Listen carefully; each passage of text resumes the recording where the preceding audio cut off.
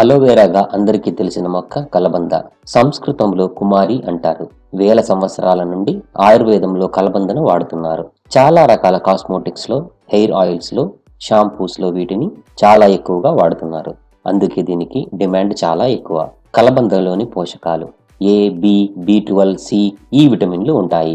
వీటిలో ఎంజైమ్లు, మినరల్స్, 22 రకాల ఎమినో యాసిడ్స్ ఉంటాయి. ఇంకా ఇందులో 99.3% నీరు ఉంటుంది. అలోవెరా వలన కలుగు లాభాలు: కలబంద గుజ్జును రోజు వాటర్తో కలిపి శరీరానికి పూస్తే శరీరంలో మృత కణాలు పోతాయి. దంతక్షయానికి కారణమయ్యే బ్యాక్టీరియాను నిర్మూలిస్తుంది. అందుకే చాలా రకాల టూత్ పేస్ట్ లో కలబందను వాడతారు.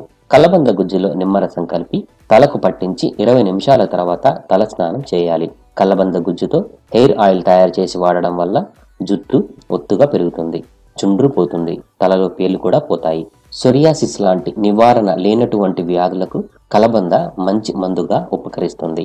కలబంద రసంతో కానుగ నూనెను కలిపి ఒంటికి పట్టించి 2 నుంచి 3 గంటల తరువాత స్నానం చేయాలి.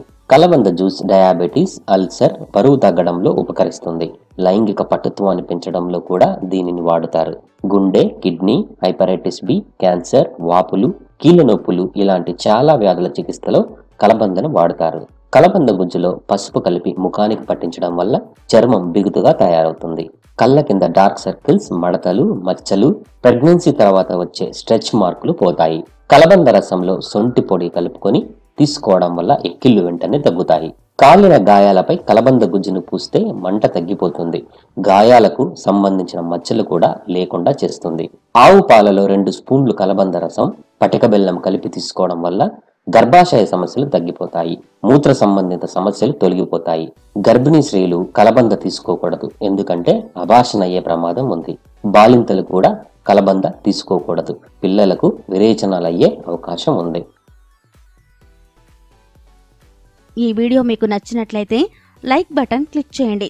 మరికొన్ని వీడియోల కొరకు దయచేసి సబ్స్క్రైబ్ చేయండి. సబ్స్క్రైబ్ చేయడంతో పాటు పక్కనున్న బెల్ సింబల్ని క్లిక్ చేయండి. తద్వారా మా లేటెస్ట్ అప్డేట్స్ను వెంటనే పొందవచ్చు.